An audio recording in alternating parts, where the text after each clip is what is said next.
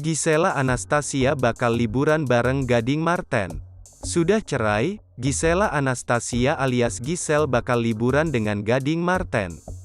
Namun bukan hanya dengan Gading Marten, liburan akhir tahun Gisela Anastasia juga akan diikuti oleh anak mereka, Gempita Nora Marten. Rupanya momen liburan Gisela Anastasia dan Gading Marten sudah dinantikan oleh Gempi sejak lama.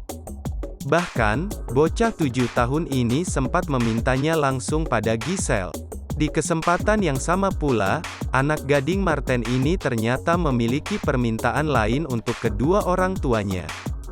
Gempi ternyata ingin mereka berangkat bersama ke tujuan saat berlibur nanti.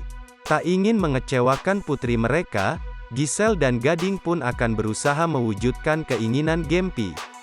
Rencananya, mereka akan menghabiskan liburan Natal di luar negeri. Hanya saja, lanjut Giselle, dirinya masih belum bisa memastikan rencana liburan keluarga tersebut.